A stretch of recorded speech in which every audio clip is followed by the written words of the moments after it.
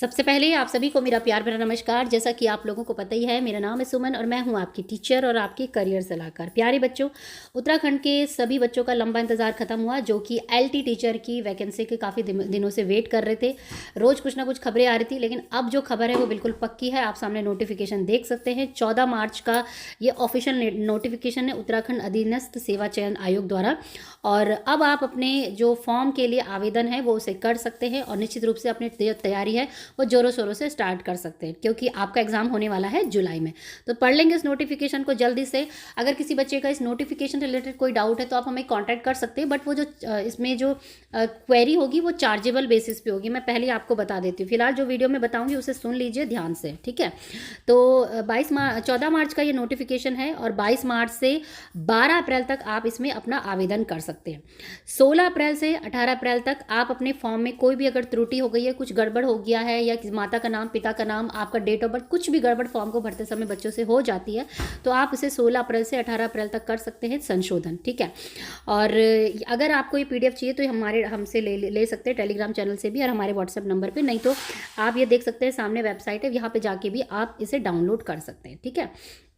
तो आगे बढ़ेंगे, क्या क्या बोलते हैं, कितनी वैकेंसीज आती है। सबसे पहले तो वही इंपॉर्टेंट है ना कि भाई कितनी वैकेंसीज आ रही है। तो देखो इसको पढ़ेंगे। यहाँ पे बोल रहे हैं कि उत्तराखंड अधीनस्थ सेवा चयन आयोग द्वारा समूहगत सीधी भर्ती के माध्यम से माध्यमिक शिक्षा विभाग उत्तराखंड के अंतर्गत गढ़वाल मंडल में सहायक अध्यापक, यानी कि इसमें वैकेंसीज गढ़वाल मंडल के लिए अलग से आने वाली है और कुमाऊं मंडल के लिए अलग है। तो जो गढ़वाल मंडल में सहायक अध्यापक एलटी की है वो 786 रिक्त पदों तथा कुमाऊं मंडल में सहायक अध्यापक के 758 रिक्त पदों के अर्थात कुल 1544। तो टोटल 1544 है हमारी इस बार उत्तराखंड में वैकेंसीज। 786 बिल्ला नंबर ये आपका आ गया गढ़वाल रीजन के लिए, गढ़वाल में जितने भी आते हैं, और 758 हमारे कुमाऊं में, ठीक है। तो ये उन्होंने क्लियर कर दिया। इसके ऊपर नीचे वैकेंसीज कुछ भी नहीं होंगी। ये बिल्कुल फाइनल नोटिफिकेशन है। जो कोई फेक न्यूज़ बोल देते कि भाई इतने हज़ार वैकेंसीज आई है, तो इतनी हज़ार नहीं है, कुल मिला के 1500 के आसपास, 1550 आपकी वैकेंसीज है, ठीक है। बाकी लिखा है कि इसके लिए आपको ऑनलाइन आवेदन पत्र आमंत्रित किए जाएंगे। इच्छुक अभ्यर्थी आयोग की वेबसाइट, इस वेबसाइट पर जाके आप अपना आवेदन कर सकते हैं 12 अप्रैल तक, ठीक है। और इसमें आवेदन करते समय दो चीज़ों का विशेष ध्यान रखना है। एक तो आपका मोबाइल नंबर और एक आता है आपका ईमेल आईडी। क्यों? क्योंकि जैसे ही आप आवेदन करेंगे आपके मोबाइल पे मैसेज आ जाएगा और ईमेल भी आ जाएगा कि भाई आपका जो पंजीकरण है इसके लिए हो चुका है। तो आने वाले भविष्य में जो भी एडमिट कार्ड है, जो भी है, उसकी जानकारी आपके मोबाइल और ईमेल आईडी पे मिलेगी, ठीक है। तो ये है बच्चों, देखो सामने आप देख सकते हैं अध्यापक एलटी गढ़वाल मंडल 60% सीधी भर्ती सामान्य शाखा, ठीक है। तो इन्होंने क्या किया है, जो भर्ती निकाली है ना, भर्ती की भी कैटेगरी निकाली। जैसे कि इन्होंने जैसे सामान्य शाखा, जिसमें कि आप महिला और पुरुष जो है, और पुरुष दोनों भर सकते हैं, और एक निकाली उन्होंने केवल वोमेन शाखा, तो उसमें केवल वोमेन्स ही उसमें अप्लाई कर सकते हैं, ठीक है। तो ये देखिए आप सामने देख सकते हैं कितनी कितनी वैकेंसीज निकली है। हिंदी के लिए कितनी निकली है, SC ST OBC EWS category, ये पूरे इन्होंने वैकेंसीज दी है। तो ये आप PDF आप ले सकते हैं। अंग्रेजी टीचर की भी निकली है, संस्कृत टीचर की निकली है, गणित की टीचर की निकली है। तो मतलब बम्पर भर्तियाँ निकाल दी उन्होंने। विज्ञान के लिए निकाली है, और सहायक अध्यापक सामान्य से इनका मतलब सोशल साइंस है, ठीक है। इसको जी के मत समझ देना। व्यायाम की इन्होंने निकाली है, तो व्यायाम का देखना पड़ेगा कि क्या है इसमें रिक्वायरमेंट। गृह विज्ञान, होम साइंस, वाणिज्य, कॉमर्स वालों के लिए भी इन्होंने एक निकाल दी है, ठीक है। और कला विज्ञान के लिए निकाली है। तो ये आपको देखो इतने तरीके से आपने वैकेंसीज निकाली। तो जैसे कि मैंने आपको बताया था कि इन्होंने 2 कैटेगरी में वैकेंसीज निकाली। एक तो जनरल, जिसमें कि आदमी, वोमेन और मेल दोनों भर सकते हैं, और एक केवल स्पेसिफिक वोमेन। तो देखो यहाँ पे दूसरा लिखा है, सहायक अध्यापक गढ़वाल मंडला अंतर्गत 60% सीधी भर्ती महिला शाखा। तो इसमें केवल महिलाएं अप्लाई कर सकते हैं। तो वोमेन्स के लिए उन्होंने रिजर्वेशन दिया है इन जॉब्स में अप्लाई करने के लिए। तो वोमेन्स की तो हो गई बल्ले बल्ले, ठीक है। आगे बढ़ते हैं। और वेतन आपको पता है, ये है देखो कितनी 44,000 से लेकर और 1,42,000 तक आपका जो है वो वेतन होगा। और ये आपकी अब आ गया सबसे इम्पॉर्टेंट कि बच्चे पूछते कि मैम किसके लिए क्या सब्जेक्ट के टीचर जिन हमारे होने चाहिए जो अप्लाई कर सके। तो देखो इन्होंने लिखा सहायक अध्यापिका अगर आप बनना चाहते हैं, ये मतलब ये जनरल वाला है जिसमें वुमेन और मैन दोनों अप्लाई कर सकते हैं। उन्होंने बोला है कि अगर आपने सोशल साइंस का टीचर बनना है तो किसी भी विश्वविद्यालय से भूगोल, अर्थशास्त्र, राजनीतिक शास्त्र एवं इतिहास विषय में 2 सब विषयों के साथ स्नातक उपाधि, परंतु उक्त 2 विषयों में से एक विषय तृतीय वर्ष तक शेष तथा विषय द्वितीय वर्ष तक अनिवार्य हो रहा है। यानी कि जो बच्चे सोच रहे हैं कि भाई हमारा तो सोशोलॉजी है, हमने तो एजुकेशन ली है, फिलॉसफी ली है, साइकोलॉजी ली है, तो हम भी अप्लाई कर सकते हैं। आप लोग नहीं अप्लाई कर पाओगे। उन्होंने साफ लिखा है भाई जिनके पास ज्योग्राफी है, जिनके पास इकोनॉमिक्स है, अर्थशास्त्र है, पॉलिटिकल साइंस है और इतिहास है, वही इनको अप्लाई कर सकते हैं। और अप्लाई करने के साथ साथ उन्होंने ये भी बोला है कि तृतीय वर्ष तक आपने ये पढ़ा होना चाहिए, अपना ये एक सब्जेक्ट है, ठीक है। और आगे है, जैसे मान लीजिए वो बोलते हैं कि अप्लाई कौन कर सकता है, तो अप्लाई उन्होंने बोला है कि भाई आपको पता है कि बीएड वाले बच्चे इसमें अप्लाई कर सकते हैं।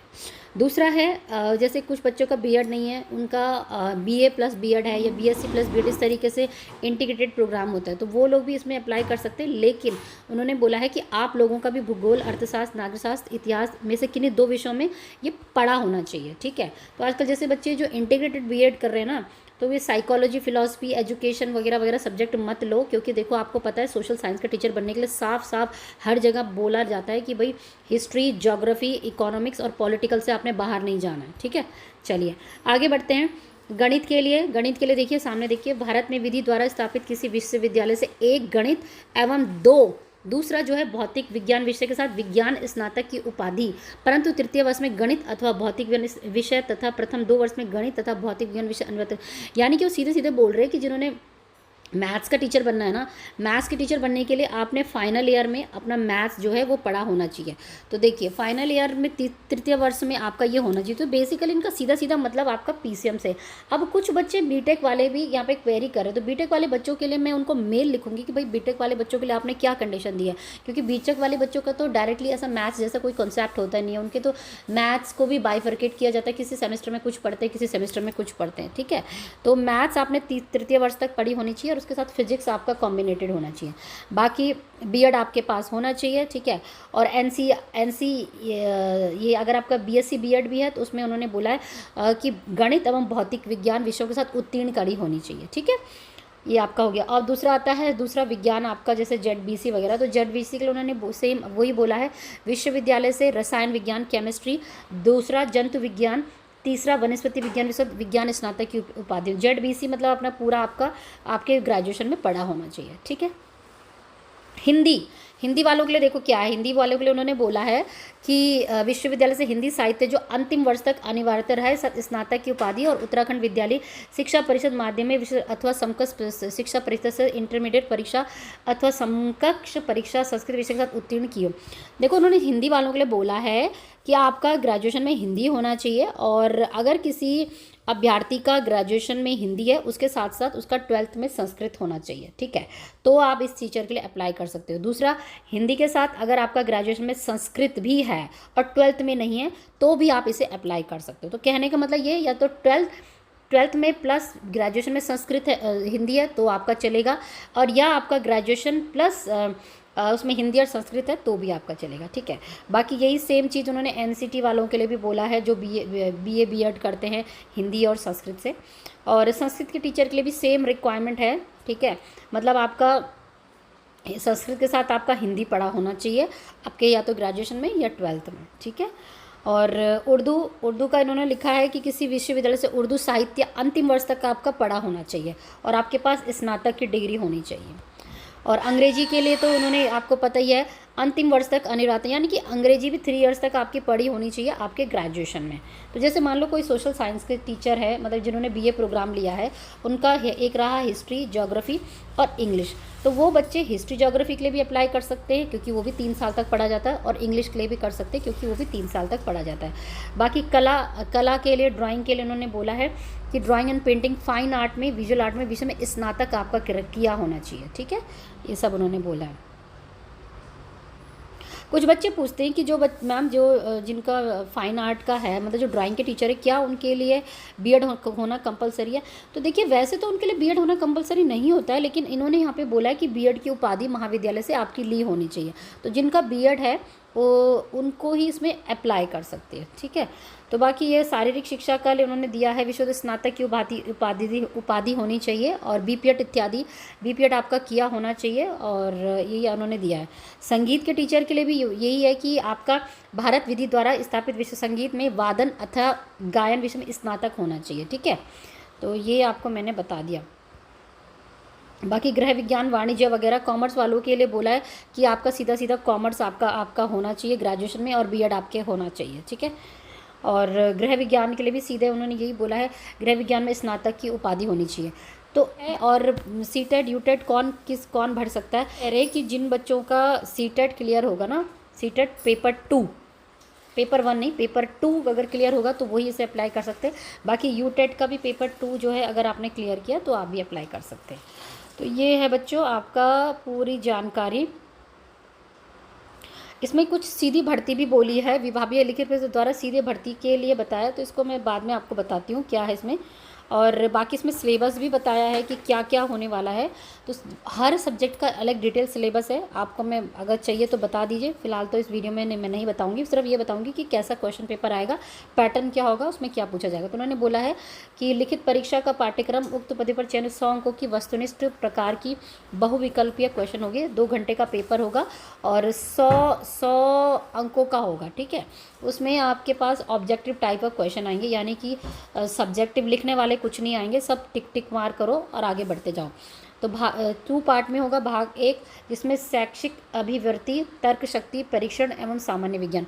तो शैक्षिक अभिशक्ति टीचिंग एप्टीट्यूड वगैरह के बारे में है, तर्क शक्ति एनालिटिक जो क्वेश्चंस आते हैं, रीजनिंग वगैरह, और सामान्य ज्ञान, ठीक है। ये 50 अंकों का आएगा। और दूसरा है सहायक अध्यापक के पद के लिए आवेदन किया जा रहा उस विषय की दक्षता परीक्षण हेतु 50 अंक। तो इसमें वही आएगा कि मान लो अगर आपने सोशल साइंस के लिए अप्लाई किया तो फॉर्म को भरते समय आप वो लिखेंगे तो आपके पास वही पेपर आएगा और उसी के क्वेश्चंस आप में आएंगे।